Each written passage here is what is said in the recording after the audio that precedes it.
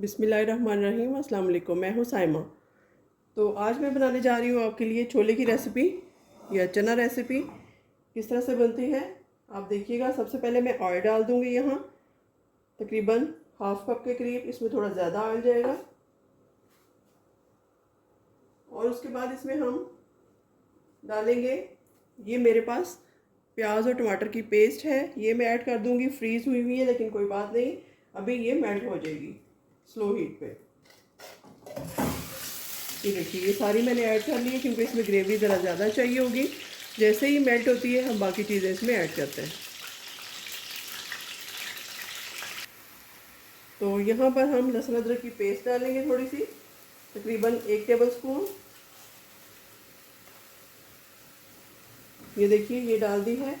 और साथ में ये मसाला जाएगा जिसमें है 1 टेबल स्पून नमक, 1 टेबल स्पून लाल मिर्च, हाफ़ टेबल स्पून जो है हल्दी है, और हाफ़ टेबल स्पून इसमें अनारदाना पाउडर है, और थोड़ा सा सूखा दरदरा धनिया पिसा हुआ है।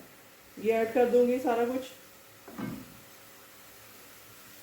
और ये मेरे पास हरा धनिया और हरी मिर्चें हैं, इनको कट करके रख लेते हैं। तब तक ये हमारा कुक हो जाएगा, अच्छे से मसाला भुन जाएगा और घी छोड़ने लगे, तब हम इसमें चने डालेंगे। तो देखते हैं क्या करना है आगे।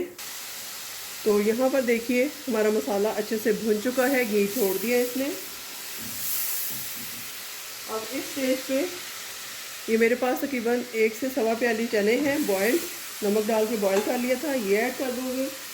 और ये मेरे पास चने का पानी मैंने फ्रीज़ करके रखा हुआ था, सेव करके, क्योंकि अगर हम सादा पानी डालेंगे तो चने में वो टेस्ट नहीं आएगा। कल मैंने बॉयल किए थे और सेव कर दिया था।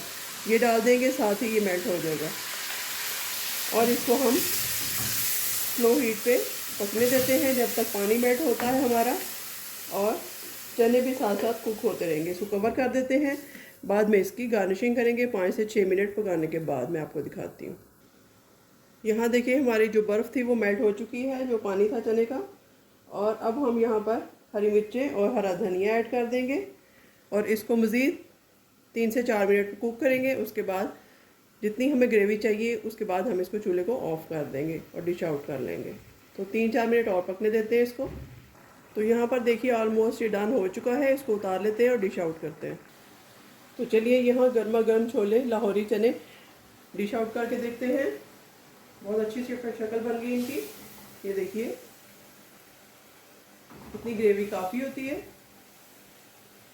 अगर आप, एक और छोटी सी टिप आपको दे दूं, अगर आपको और ज़्यादा ग्रेवी चाहिए इसमें, तो फिर आप ऐसा करें, थोड़े से चने लेके उसको ब्लेंड कर लें, उसकी पेस्ट बना के वो भी इसमें ऐड कर सकते हैं आप।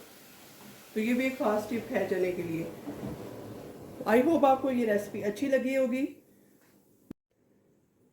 तो यहाँ पर देखिए जी, लाहौरी चिकन चने तैयार हैं, बहुत मज़ेदार से। अगर आपको ये रेसिपी अच्छी लगे, बहुत सिंपल सी है, तो इसको ज़रूर ट्राई कीजिएगा और मुझे अपनी दुआओं में याद रखिएगा। मिलते हैं किसी नई रेसिपी के साथ, तब तक के लिए अल्लाह हाफ़िज़।